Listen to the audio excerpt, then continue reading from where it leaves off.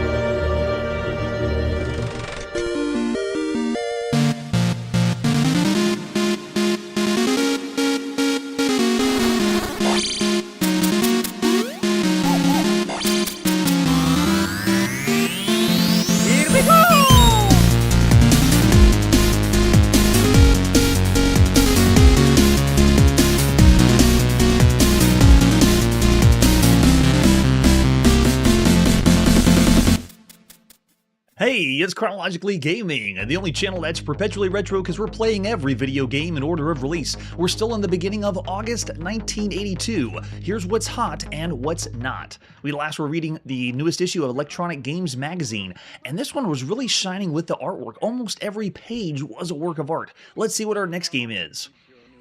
It's time to go on the Atari home computer and play Escape from the Dungeon of the Gods. Sounds intriguing. This one's part of Softside magazine, and this was released several different times. This is the re-release, actually. It was first available for the TRS-80 by Ray Sato. And so this one is the Softside magazine for August 1982, at least the front cover. We're not going to be playing Operation Sabotage. Let's pop in or type in and play Escape from Dungeon of the Gods, ported over by the Atari by Rich Bouchard at the beginning of August 1982. Yeah, the Atari translation. For years, the small medieval town of Alvard was ruled by a kind man, King Saefwis I. However, when he died, his son became the new ruler. King Saefwis II was a harsh, cruel man who turned Alvard into a city of terror and destruction. Sounds amazing. You and several other citizens of the town have formed a small army to rebel against the evil ruler. But on the day before your first attack on the king, Saefwis, secret police captured you and imprisoned you in the legendary Dungeon of the Gods. So, is it like gods, mythological gods? You're now being held in a dismal prison cell while the king forces continue to destroy the entire village. So we begin the video game in a dungeon, or a prison. I've seen that one before. So this one is slightly sci-fi, but you would have seen this in different issues of Softside magazine throughout the year. So I know I'm saying it's August 1982, but that would be this release for Atari. And looks like there's, in the dungeon, legends say there's a special chest called the Chest of the Gods, which has the power to destroy the king and all his forces. You must find the chest and several treasures hidden in the dungeon, but beware. Several powerful monsters protect the contents of this dungeon, and you'll be forced to slay them if you meet them. Oh, yes. So anyone remember the TRS-80 one? We didn't play that one. We're going to be playing the Atari one and another one right after this. All right, so now let's begin. Can we escape the Dungeon of the Gods? I think we can, because we're going to follow a walkthrough. You're in the west end of the prison cell. A door leads north, and the door is locked. Can I just go then? Or did I have to open the door? There's no way to go in that door. Oh, I have to go east. I see. Don't go north. Go east. Yes, so here we go. How well is this going to fare to all the other text adventures we've seen? You're in the east end of the prison cell. A metal box lies on the ground. The box is locked. All right, so let's go ahead and get bar. Okay, we got the bar, and wait a second. The game's redrawing the whole thing all over again. I haven't seen that since 1978, I think, a text adventure game. All right, so after we do that, let's open box. The metal bar helped. There's a key in the box, so we didn't have to say with what. It just did it, but it's doing the exact, it's redrawing everything on the screen again. Wow. All right, so get key. And it's going to redraw the whole thing all over again, isn't it? Oh my goodness. This feels like a step back, at least as the interface goes. All right, so let's go ahead and head west. And this makes sense because it's going to redraw everything. It almost makes me miss Scott Adams, believe it or not. You're in the west end of a prison cell. The door leads north, and the door is locked. All right, let's go ahead and open the door now that we have the key. And we didn't have to say with what. It just knows we have the key, and now the door is open. You're in the west end of the prison cell. The door leads to the north, and so it's just redrawing the whole screen all over again. Yes, I'm wondering why the printing comes out so slow. Most likely basic is my guess. All right, so let's go ahead and go north again. Okay, and it's going to redraw it, isn't it? Yeah, you're in a room filled with a steel door on the floor, north, south, east, and west. Let's go ahead and head east. Okay. So it says okay, and then the whole thing comes out again. We're now in the music hall. We can see a flute. Get that flute. Yeah, that's true. It does clear everything away, so you don't have a constant scroll of text, but the redrawing almost seems like a step backwards considering the other adventure games we played. All right, so we got the flute, and then you redraw everything from there. All right, let's head east. It does feel like that. I think the last game we played was in 1978 that did this. It cleared the whole thing away. That's why when Scott Adams was the wave of the future for adventure games. You're in the room with a large brass table, and we can go north, south, east, and west. So I'm going to go ahead and stop this one here. I'm already not impressed if you think about all the text adventure games. Slightly well written, at least for the opening of the game. But I'm going to go ahead and say for all the games you can play on a home computer, this is a bad title. I'm going to say 2 stars, the best of the bad, but still it could be better. But that's not all. We also have Escape from Dungeon of the Gods on the Apple II. So this one would have been another issue or a different issue of Softside Magazine, and they had re-releases and revisions of this game you would be typing in. So this is just another one. Let's type in and play. This one is ported over by Alex Lee for the Apple II. Yeah, I've seen another 2-star out there. Yeah, 2-star for Mark. Well, I'm pretty sure this was going to be the same affair. What's even suckier, though, is I wanted to do this like the other text adventure games where we restore where we left off on the Atari. But because it's a type-in game, there is no save. Oh, but this is a nice touch. Look at that. Softside Disc Magazine, issue number 30. Cool. All right, we want to do Dungeon of the Gods. I think we got to fast forward. This might go slow. Oh, yeah, it's running it. Very nice. Yeah, it's keeping it simple, but there's better adventure games out there than this one. But I couldn't fault it because it's something you're getting in a magazine that you have to type in. So it's different than the main commercial releases. All right, so same story we had before. The small medieval town of Alvard is ruled by a kind man, King Safwis, and his next ruler is terrible, and we got to go destroy and take care of that guy. Find the chest of the gods and destroy the king and all his forces. You have to find several other treasures hidden in the dungeon. Wait, treasures? It's almost like a colossal cave adventure. We're going to go find treasures. All right, so does it redraw the whole thing again? We're in the west end of the prison cell. A door leads north, and it's locked. All right, we can head east. Let's go ahead and go east. Okay, it does. It does redraw the whole thing. All right, so we can see the metal bar. Let's go ahead and get bar. Yes, no save. Should be even lower, right? I was actually thinking it would be 2.5 stars if you think of all the adventure games. But yeah, the no save is a big one, but it's because it was type in. All right, so east end of the prison cell. Well, I guess they could have done it anyway. Or you could have made it available. But nope, there is no way to save it. At least not that I know, as far as the walkthroughs I've seen online. All right, so metal box lies on the ground. We can see nothing there. Let's go ahead and open that box with our... Oh, I forgot. It's the Apple II. It won't let me do it. It does. The metal bar helped, and there's a key in the box. You're in the east end of the prison cell. A metal box lies on the ground. We can see the key. And now I'm going to say get key. I haven't gone anywhere. It's going to say okay, and then it's going to redraw the whole thing. Wow. That is such a step backwards. All right, so now we got the key. We'll go ahead and head back west. We've seen this one before. With it west into the prison cell, door leads north. Open the door. It is a nice touch, though, that you don't have to say with what. It doesn't ask what key. It already knows we have the key, so the door just opens. I'll give it that little smidge of nice. All right, so we head north. All right, let's go ahead and head east. The room with the steel door on the floor. It is drawing a little faster here on the Apple II. We can see the flute here. Let's go ahead and get that flute. Okay, yeah, it draws a little bit quicker. I'm not fast-forwarding anything. It's Apple IIe enhanced, but it is a slightly more enhanced Apple IIe. So it is just a smidge faster than what you had in 1982. Oh, yeah, it should be, right? I wonder if it has something to do, because we've played lots of text adventure games on the Apple II. This same emulator, same configuration, and everything was coming through really quick. Great example is, check the links down below for Infocoms. Deadline, it was so fast. It was beautiful. All right, so let's go ahead and head east. We're in the room with a large brass table. We can see a copper coin. Get that coin. What do we do with the coin? I'm dying to know. And then we go north. Okay. Yeah, so it's a little faster here on the Apple II. We're now in the Wizard's Workshop, and we got magic dust. Right, magic dust. Can we get the dust? Yes, get the dust. Everyone was using magic dust in 1982. All right, so after we do that, let's go ahead and go north. Or no, go west.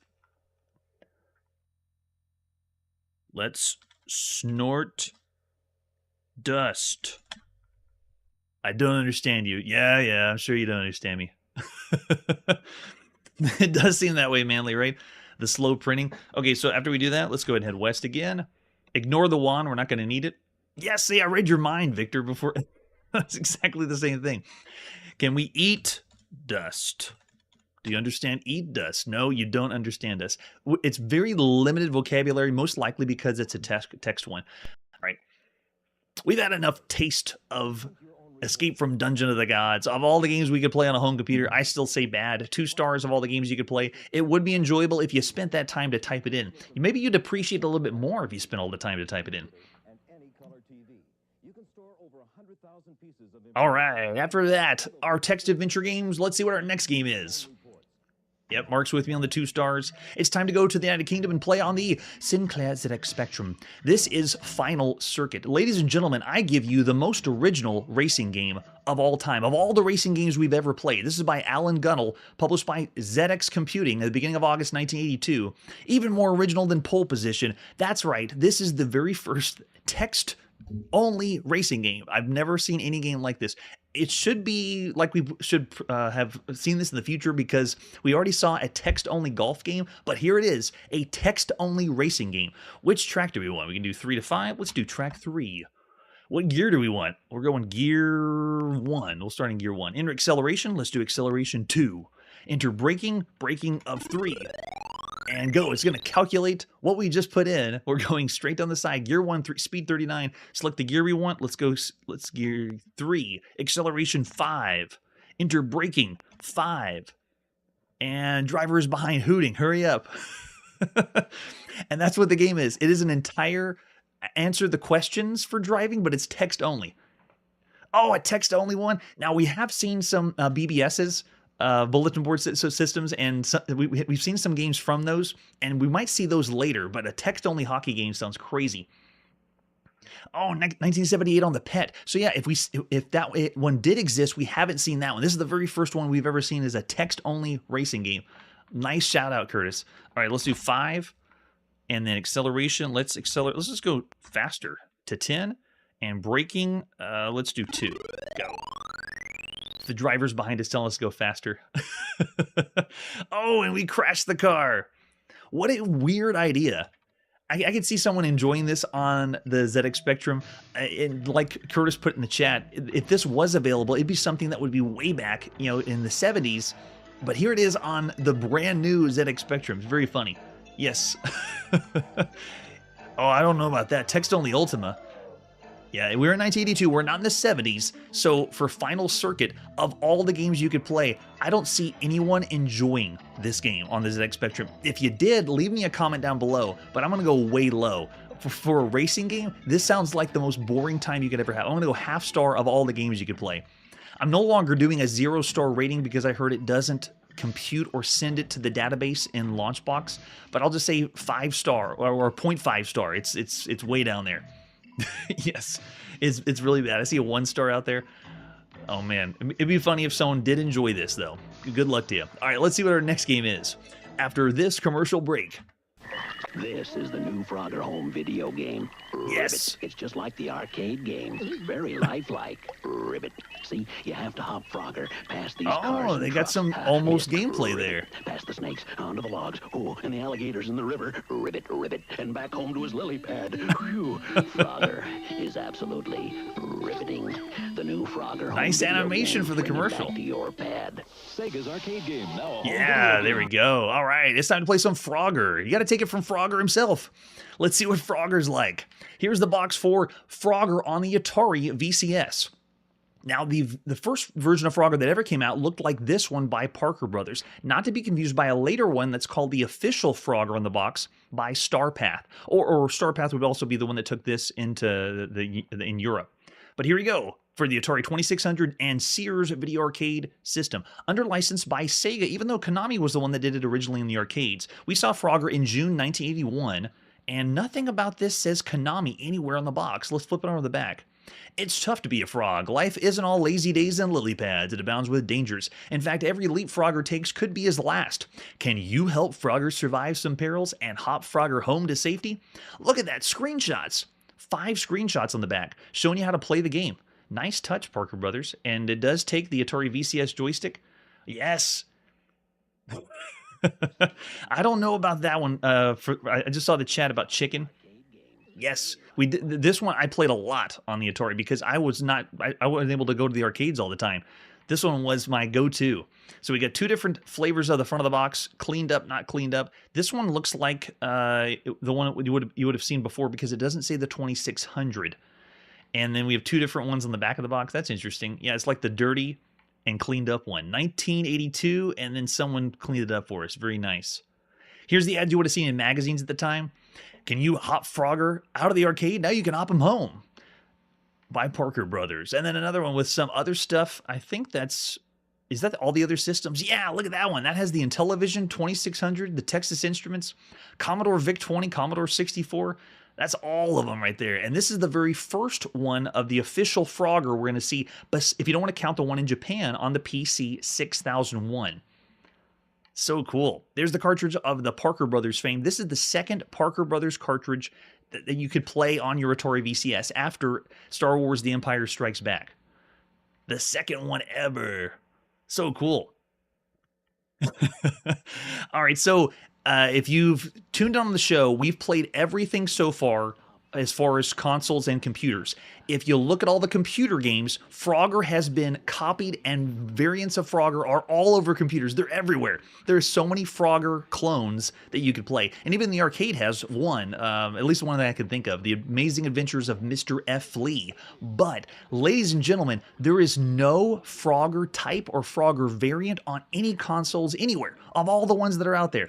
If you say Freeway, don't throw Freeway at me by Activision. That is not a Frogger clone. Bringing the chicken in one direction, that isn't playing Frogger. It's not even close. We played better Frogger variants on like the Commodore VIC-20.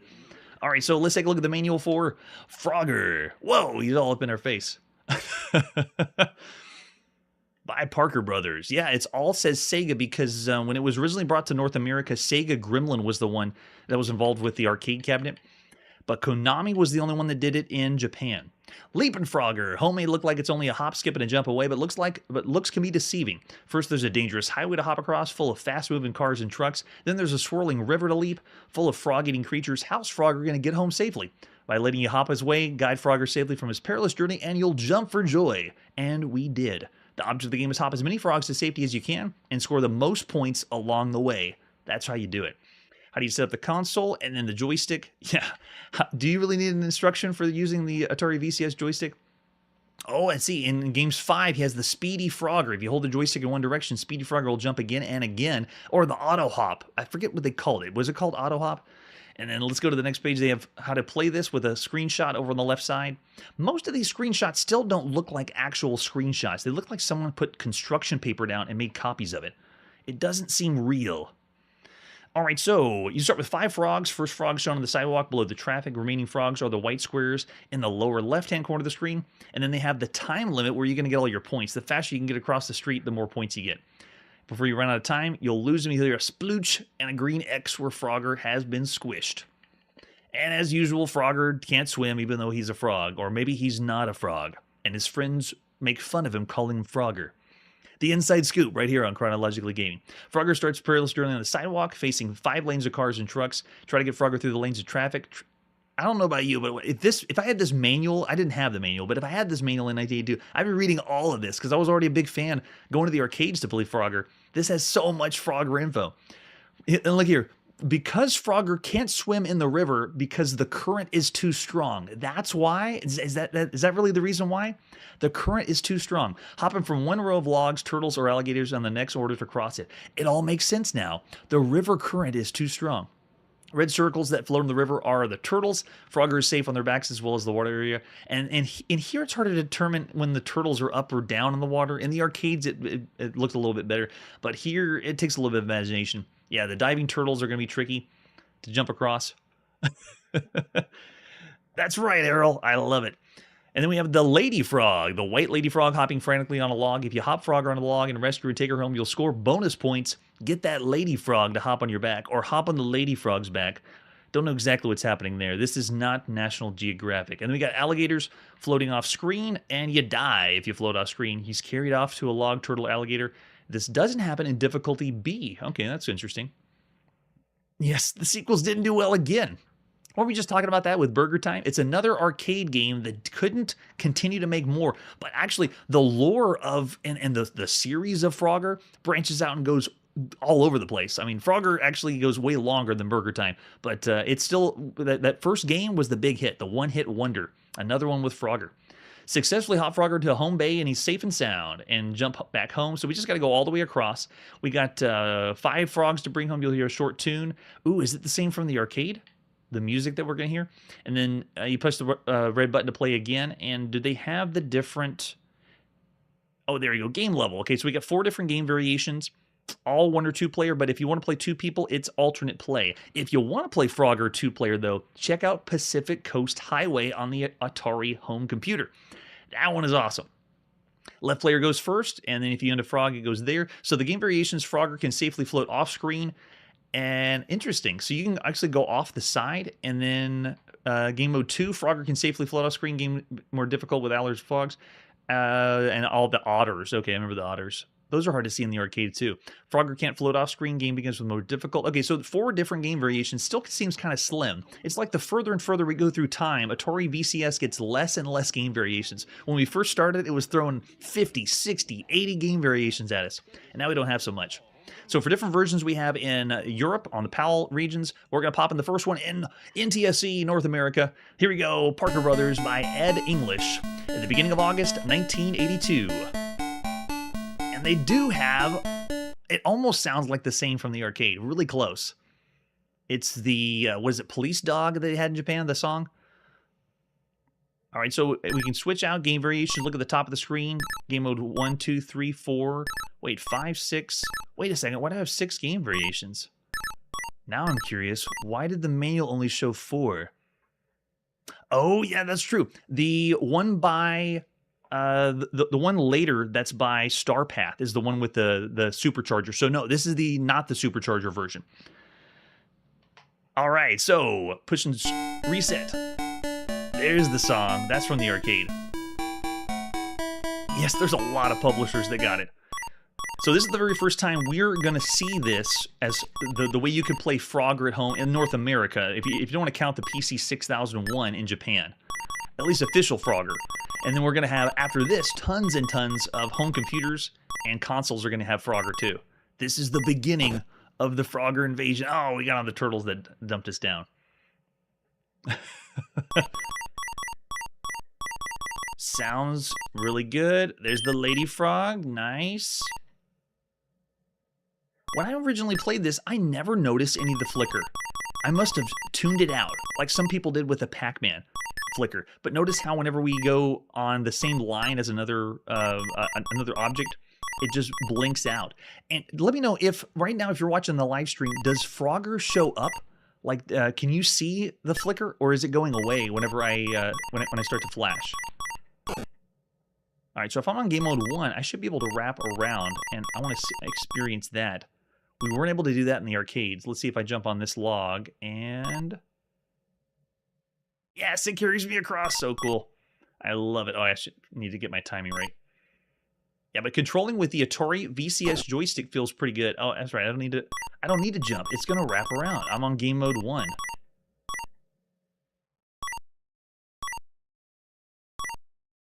Got to get it right. And they're really generous with how Frogger jumps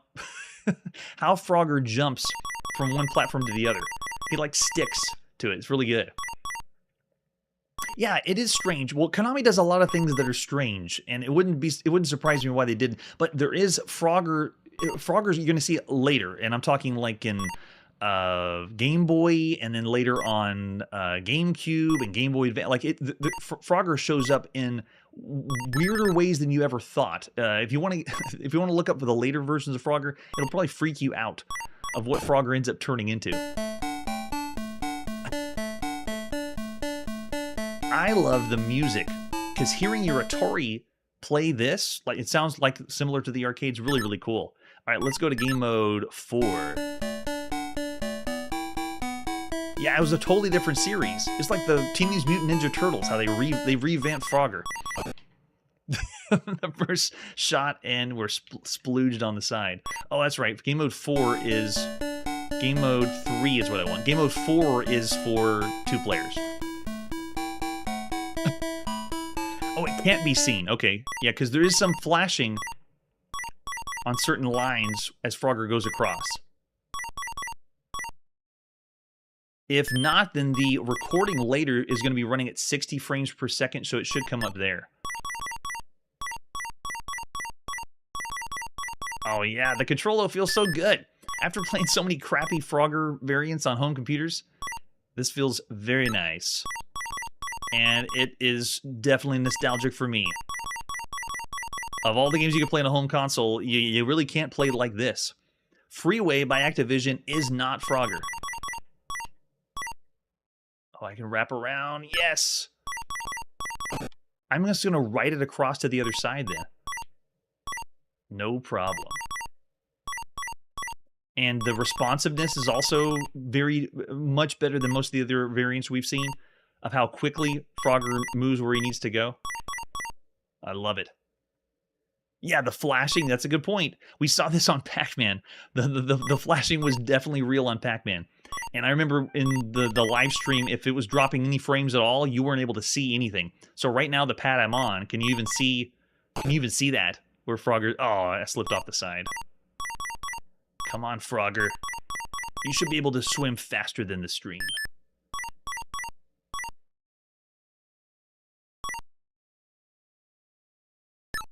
All right, so with the context of, you know, there's no other way to play anything like Frogger on any home consoles, what would you give this of all the video games for everything you could play on a home console? In television, Odyssey 2, like, think of all of the consoles that are out there. This is the first time, or if people bought this right now, to be able to play Frogger. That's right, it is better than Pac-Man. I'm going to say that, definitely. And yes, I'm going to say better than Donkey Kong. This is better than that. I'm actually going to start this around the 4-star range of all the games you can play on a home console. It responds really well, and it is a really good representation of playing in the arcade.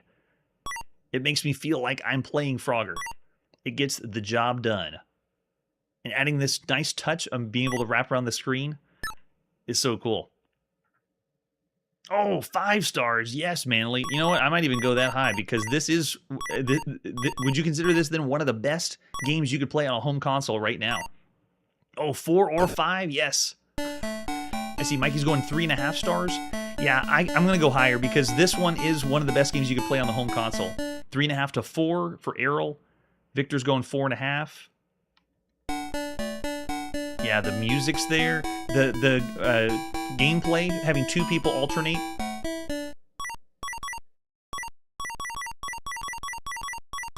Yeah, and sadly, if you're seeing this on the live stream and you're getting the flicker, you'd experience that a little bit at home, but it wouldn't be enough to bring the quality of the game down. Yeah, it is excellent. And of all the games you could play at home, there's only one other right now that I know of, and that's on the PC 6001 of official Frogger. And if you think of if that's for a computer, it's really bad. It's not really a good version of Frogger. But this one is pretty good. I'm going to go all the way up to 4.5 stars. It is one of the best games you could play on a home console right now. Take a look at that. Oh, Mark's going all the way 5. Man, the peer pressure. So if I think of all the games you could play, I wouldn't go all the way up to 5. It's really close though. I'm going to say 4.5 stars. It is really good though. All right, and after that, let's see what our next game is. It's time to go on the Apple II, and this is Galactic Gladiators. Let's take a look at Galactic Gladiators, starting with the box. Now, this one we've seen advertised a few times in magazines. On the front, it looks like we're going to have a space epic, or the beginning of Leather Goddesses of Phobos before it even comes out. We have someone fighting with an obvious lightsaber. Oh, man. Flip it over in the back and they say shootout at the OK Galaxy. There's already a game called that, but it wasn't done by SSI. In a remote corner of the vast universe known as the Bubble, 14 bizarre species have as their favorite pastime shootouts, to the death, of course. And not with mere guns either. We're talking about 4-armed froglodites with phaser rifles, Viking-like woodites wielding laser swords, and ugly mutants whose socially deeming feature is their death touch. And these are nice folks. Galactic Gladiators is a fast and furious computer game of alien and therefore imaginative combat. The creatures are rated for strength, endurance, speed, dexterity, experience, and skill. Brawl of the Cosmic Mites is the basic scenario for the game, and there's lots of other ones you can play in this one. If you look at the side here, it is by SSI, and the 2 screenshots are hex-based or grid, not hex, they're square grid-based game because this is strategy and tactical game. Oh, yes. That's true. We need to see the Coleco version of it to see what's going to happen next. Oh, yes. SSI love in the chat. So if you had magazines and you looked in them, this is what you see. So I guess it's the Galactic Gladiator flipped over on the front in all gold. We now bring you Galactic Adventures, which I believe this one is the sequel. So this is in the top right is Galactic Gladiators, and then they're going to have another one called Galactic Adventures, part of SSI's Rapid Fire series. And this ad has one we've already seen, Cosmic Balance, and then one we're going to see really soon called Cytron Masters by SSI. We grow more than apples here. And they also have a reference card inside the box, shows you how to load the program, picking the game phase, the team construction phase, battlefield, placement, map display, and combat, because like most SSI games, you're going to need some reference. It is very, very complicated. And there's the 5 1/4 floppy disk. We're going to pop into play Galactic Gladiators. Tom Reamy. Yes. You never thought your computer would be this exciting. Let's take a brief look at the manual because it is very, very long. They have a lot to put in this one. Combat simulator of the 28th century. In Galactic Gladiator, combat takes place between 2 teams, each of which can contain from 1 to 10 gladiators. Each gladiator can have a ready weapon and a carried weapon. You can also wear armor. Combat continues until one team surrenders or all members of a team are dead or wounded or the target square has been captured. At the end of combat, the winning player will be given the option of saving the winning team. If a team is saved at the end of combat, all dead gladiators are dropped and wounded gladiators are survived. So it works in a turn-based setting like most SSI games. This is actually the second of all squad-based tactical strategy games ever after Computer Ambush that we've already seen. So this is another example of let's zoom in on the action instead of controlling a fleet of tanks or ships. This is one person at a time and telling what each person needs to do. But it's in a sci-fi setting, which is a cool touch. In the 2-player version, players are not choosing options, but look at the options the other player is choosing. Oh, should not look at. So you have to use the honor system if you do a 2-player game. But you can play against the computer, use their stats, and have the AI go against you. Yeah, this one's always very, very interesting. Personal characteristics of each character, you get strength, dexterity, endurance, speed, experience, and then weapon skills. Yeah, they all get individual weapon skills. This is still very detailed, not nearly as much as Computer Ambush, but it's still up there with, you need to understand exactly what you're doing because it's still complicated. So we got weapons and armor, phaser weapons, hand weapons, guided weapons, heat ray gun, and armor. Battlefield display has different ranges between close, medium, and long. And then we have terrain features, like you need to figure out if it's going to be blocked, partial, indoor, outdoor, and then weapon effects are going to have on different enemies. You also have different game types. If it's going to be defending team 1 or 2 or elimination. And then you have placement between the teams. If it's going to be random or you're going to place them all around. This also allows you to create your own scenarios and your own teams. It has lots of customization. The possibilities are endless, is what they would say in the magazines at the time.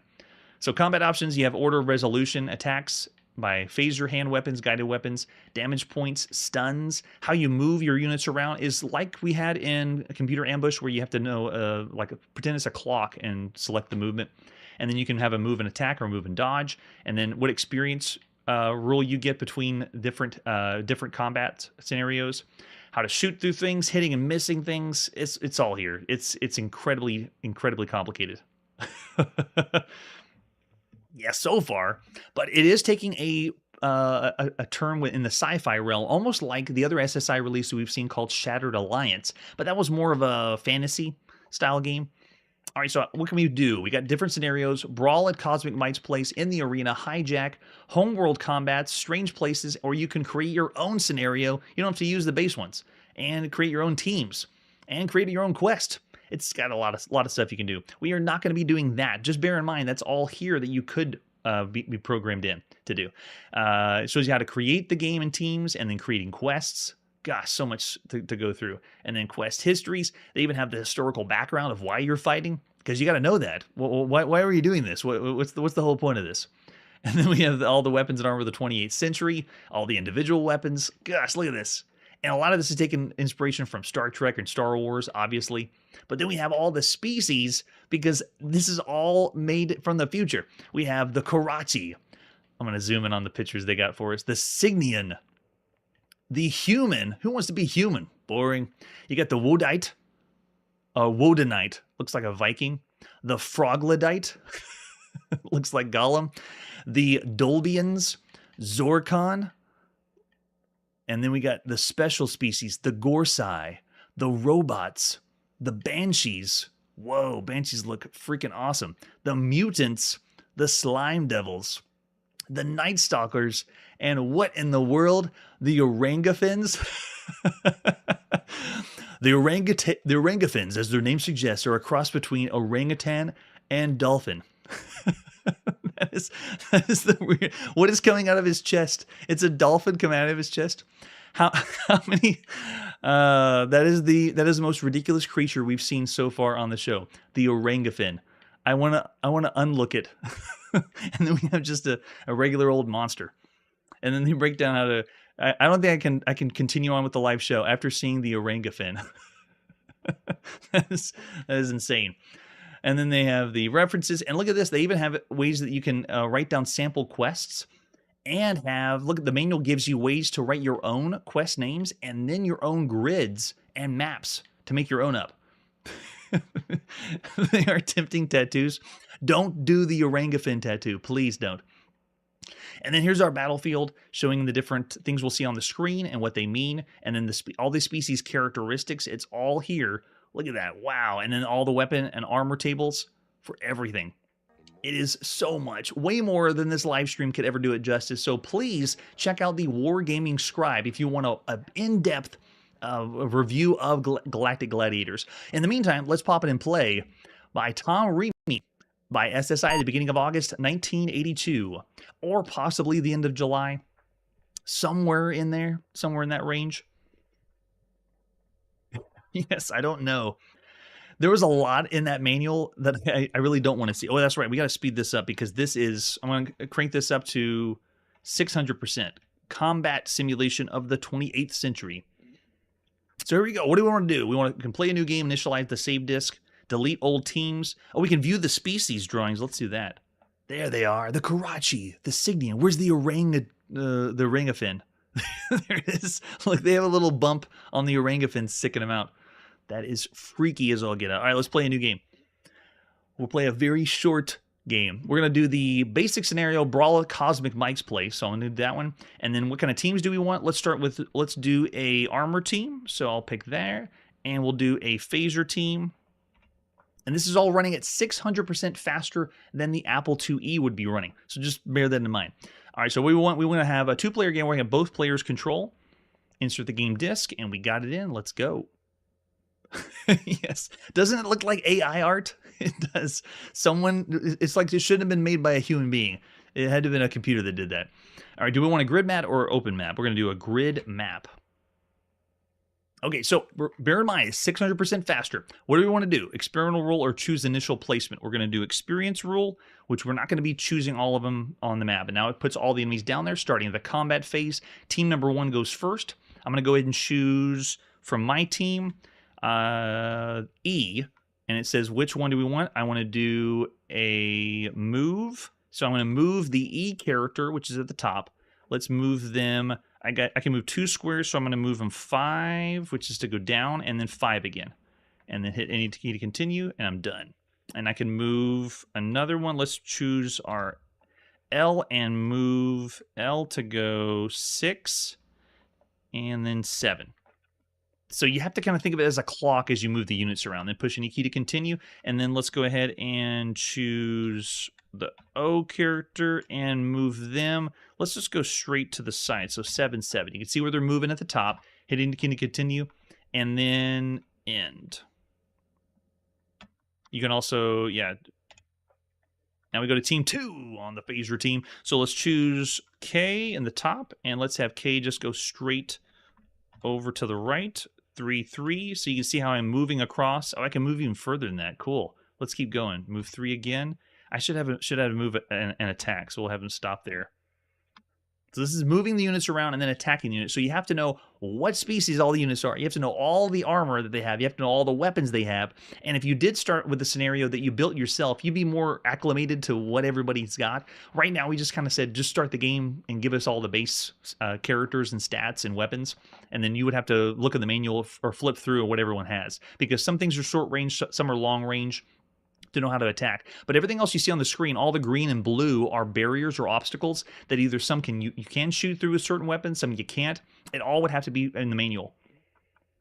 That's true. This does feel like you're playing a board game, but bear in mind, we're still seeing video games that are hybrid board game and video game. This is all video game. It's all here on the screen. So if you were into board games or a war gamer, yes, I could understand you wanting to hold the pieces and move them around on a board rather than do this, because it can seem a little clunky. Yes, it is better, much better on Rogue, definitely. Okay, so let's go ahead and choose a different one. Let's go with B and have them move to 3 squares to the right. So, and any key to continue. I'm going to say we're done. And we're going to see, notice how nothing changed. All I did was give all the units the commands. And I want when I end the phase, now what happens? It starts to turn and everybody moves. Look at everybody. Go, go, go. They're all doing their movements and attacks. So in a way, it's similar to a couple other strategy games we played that you do all the commands and then later you watch them execute. So it doesn't have, there's only been a couple of tactical strategy games that allow you to see the action play out. So while the advertisement and the box says, you know, it's hardcore action on your computer, it still is not. It is a turn-based affair like this. Yes, that's true. Definitely would not be playing this today, but in 1982, yeah, I give value to this one. Definitely. Of all the games that we played up to this point, the only one that can really compare to this is Computer Ambush as the squad-based tactical game. So it's really minimal. This is like the niche genre of the niche genre. So of all the games you can play on a home computer, it's really difficult to rate because it's brand new. Like this idea is really fresh. If you didn't want to do something that was more serious, like when we were playing in World War II on Computer Ambush, this is sci-fi, so it would have been really, really fun to play. I actually consider this one better because of how well it executes than Computer Ambush. So I'm going to say of all the games you could play, I'm going to give this one 4 stars. It did get very good reviews for the time as well. The only complaint, just like in Computer Ambush, was the load times. How slow it took to move. Notice that I picked in this example, let's play a 2-player game, because if you say I want to play against the computer, you're going to be waiting even longer. Yeah, I see 3.5s out there. I'm going to go forward because this one does play better than Computer Ambush. But of all the games you can play on a home computer, it is tactical strategy, and it is fun. It is a good time. All right, and with that, let's see what's next. It's time. Ladies and gentlemen, I give you the release of, or the very first game we're going to be seeing on the Dragon 32. This one is finally a chance for all those computers that were being pushed out by Cambridge and Oxford. It's finally time for Wales and the booming Wales video or computer industry to give us a computer, and this is it. Next year in 1983, they're going to expand the memory to 64K, and the Dragon 32 is a meager machine right now. If you think of, we just saw the first game on the Commodore 64, but this is essentially a clone or a copy really close to what the TRS-80 color computer is. So as the very first game we've ever played on the Dragon, I do know that this is one of the first computers that was programmed by the Oliver twins, who eventually make the Dizzy series. So pretty cool there. All right, so of all this, if we pop open the Dragon and look inside, if you're a Coco fan, this may sound familiar, but the CPU is the Motorola MC6809EP. For memory, it's 32K, and then next year it'll be the Dragon 64 with 64K. For video, it can use composite, but mostly it's going to be RF plugged directly into the television. For display, it has several display modes like most computers of the time. The main ones that we're going to be dealing with is 64 by 48 running at 8 colors, 128 by 192, 4 colors, or the biggest one, 256 by 192 and 2 colors. And that's pumping out on the MC, or the Motorola MC6847 VDG. And for sound, you have one voice at 5 octaves in basic, but if you use machine code, you get 4 voices at 8 octaves. Most of the games, and I'm thinking all the games we're going to be playing here on the Dragon 32, is going to be cassette. All right, let's see our first game on the Dragon. Now, this is another computer that's really hard to pinpoint when the exact first game came out. I'm going to go with a range of lots of games. So we're going to just start with this one. This is Ghost Attack on the Dragon 32. We've already seen this one on the TRS-80 color computer. This was on September 1981, and it was called Pac-Tac. But here is Ghost Attack, and you can see this is one showing a cartridge that you could play on. The one we're going to be playing is going to be the cassette version of Ghost Attack. Oh, yes. This is how you wanted the Coco to be? Nice. Yeah, it is. It seems very large compared to the Commodore 64. And if you look at the 64, or the Dragon 64 that comes out next year, the only difference is the color. One's beige and one's gray, but the case itself looks pretty much the same. In fact, some people that ordered the Dragon 32, if it took too long, some of them got the Dragon 64. It would have been a cool, happy accident. All right, let's pop in the cassette tape and play Ghost Attack on the Dragon 32, developed by Computerware, published by Dragon Data at the beginning of August 1982. So this one is going to be loading with machine language, and I'm going to fast forward the heck out of this. You can see we're blazing down through this to play some Ghost Attack. It should look just like Pac-Tac, and I'm sure someone in the chat will tell me what's the difference between Pac-Tac and Ghost Attack on the Dragon. Oh, and look, they even have the names of the ghosts. Huey, Dewey, and Louie. Apple's worth 300 points, and we have the big power pellets and the small dots. All right, we can pick... Oh, the controller is the same. It's the analog controller. Nice. Okay, we'll go with the easy time. Ha! A rookie. All right, we're in. This is essentially playing another Pac-Man variant at home. Oh, they don't stay vulnerable for long. They switched out pretty quick. Let's see how smart the AI is. Can take him out.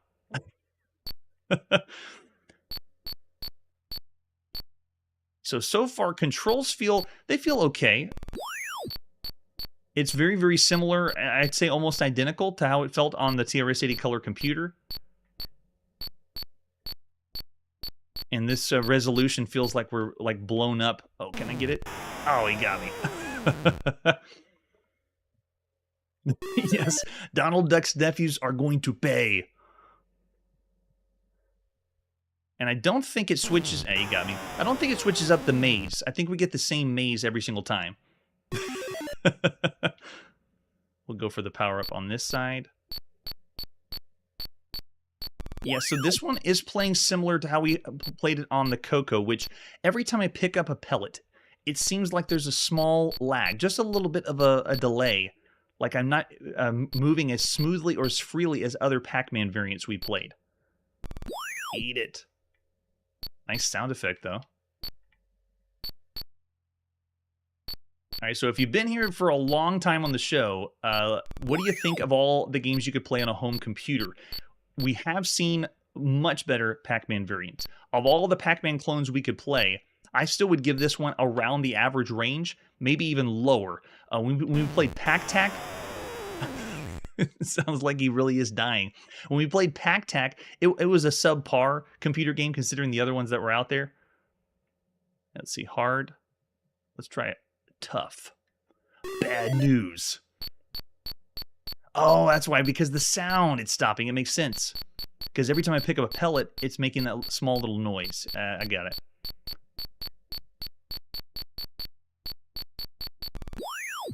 Yeah, so the chugging along, yeah, I'm going to have to start around 2.5 stars. Less than average for all the games you could play on a home computer. There's even some on the Commodore VIC-20 that haven't looked as good as this, but it performed a little bit better. Oh, he missed the fruit. Darn. Come on, they're so fast. Oh, yes, that's a good point. The Coco would be more capable than this one. Yeah, I'm seeing 2.5 stars from Mark. So, of all the games you can play on a home computer, we played plenty of Pac-Man games, but of all the games you could play, I'm still thinking around 2.5 stars for Ghost Attack. It's around the same from what we said for Pac-Tac. Or I think Pac-Tac may have been 3 stars when we played that one last time. All right, so for the first game ever on the Dragon 32, at least the first one here on the channel, we are going to be playing a bunch more for August when we play the releases at sometime in August 1982. I see Victor's going 2, Errol's 2.5 as well. Yeah, it's still a Pac-Man game, and it still has the play and the challenge of it, just not up to really snuff with the other titles out there. All right, so after that, let's see our next game.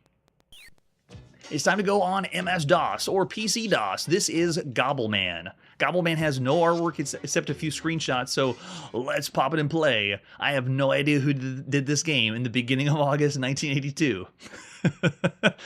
This was found in a collection by Exodus, and he just was gathering all the DOS games he could. And here we go. This is Gobbleman. We want G to begin, Q and A to move up and down, and then brackets to move left and right. Everyone ready? Let's go. No way! That was Pac-Man done on the PC speaker. But wait a second, this is not responding well at all. This is so bad. I can't believe how bad this is. And there's no maze.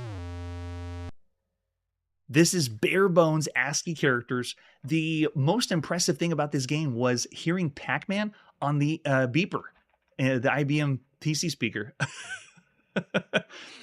Yeah, way to go, Unknown. We love you. I'm going to push G again. Yep, there it is. That's so cool. So this is extremely unfair. The faces, or the ghosts, whatever you want to call them, they're able to move around diagonally. I can only move in the cardinal directions. I can only move up, down, left, and right. But what's worse is my controls feel like they're barely responding. It is so bad. 0.5, yes. Yeah, I'm going to have to give this one a 0. This one's so bad. I loved hearing the Pac-Man theme, though, on the IBM, the PC speaker, though. That's pretty cool. That's so bad. Gosh. It's getting worse and worse. Yeah, I'm going to leave it at 0. I'm actually going to leave this one at 0. It's terrible. They may not get the rating, but it's so bad. Because it's not even using a maze of Pac-Man. And the enemies are unfair. They don't even the enemies are able to go even further than you, and your controls are terrible. It's beyond broken. All right, after that, let's see our next game. We're back on the Atari home computer. This is Gobbler. Another one I think is going to be a Pac-Man game. All we got is a few screenshots for Gobbler. Yep, that's it. It's time to pop in Gobbler by Sidney Brown, published by Ace Newsletter, the beginning of August 1982. Yes, punt it. We are going to punt it. We're inside the maze collecting gold nuggets. You have a problem. The gold you're collecting is not yours. It belongs to the globs. As you can imagine, the globs are not all pleased and try to catch you, and try to collect all the gold you can before you're caught. Each level is more difficult. You have 4 chances to collect the gold. Use joystick 1. Bonus for 100%. By Sidney Brown Funko. Given Ace members, press start. What in the world? I don't know if you can hear that in the background. The sound is like a very quiet computer that's choking on itself. Yeah, that's right. That was the very worst Pac-Man ever. We just played the worst Pac-Man ever. Oh, and we have another Pac-Man. Gobbler, here it is. Let's see how this one runs. Oh, no, this is crazy.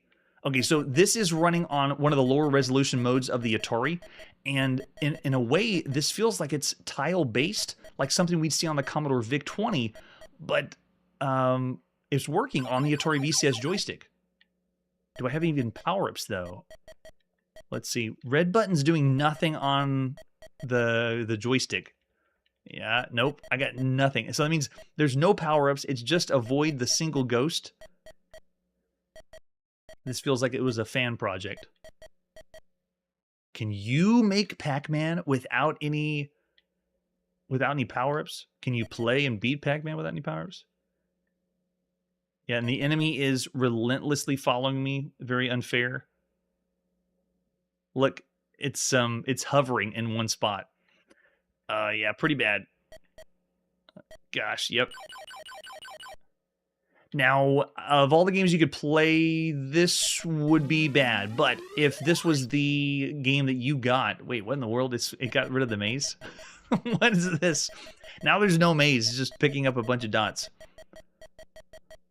This is almost like the last one we played on DOS. Yeah, got to be programmed in BASIC. It feels very clunky to move around. The joystick is responding with a delay. This is the worst collectathon. Before even collectathons were collectathons. Oh my gosh. Yeah, nope. All right, because there's no power-up, and essentially they're stripping Pac-Man of what makes Pac-Man Pac-Man. I'm going down there in the bad range. I could even go probably 1 star. It has the merit that it... No, I'll go 1.5, because someone out there would get some enjoyment for a little bit from it, but it's still really bad. But no, you know what? No, it's closer to broken. I'm gonna go. I'm already arguing with myself. It's close to broken because of them taking so much away from Pac-Man. So I'll go 1 star. I'll give it that much, but it's still broken. Of all the games you can play on a home computer, yikes! I am very, very scared. All right, and with that, it's time to put our video game playing on pause or hit the break key. Tune in next episode for The Great Wall Street Fortune Hunt, and we got a wizard that's coming home from the arcade. That's it for today, and like I always say, oh, you want to know all the games for next episode? Well, hard cheese. Hey everybody, thanks for checking out the channel and joining me on my quest to play every single video game in order of release. We'll be streaming live every weekday at 9 p.m. Central, so join us and let us know if we miss any games along the way. This video would not be possible without Launchbox, RetroArch, and MAME. Tell all your friends there's some crazy guy named Chronologically Gaming trying to play every single video game. We have links down below that'll send you to places like our Discord and Patreon, and one that says all the video games we've ever played. If you go there, it's a list of everything, and you can click right to the game you want to see. Chronologically Gaming is the name to look for. We are perpetually retro, and we will catch you next time.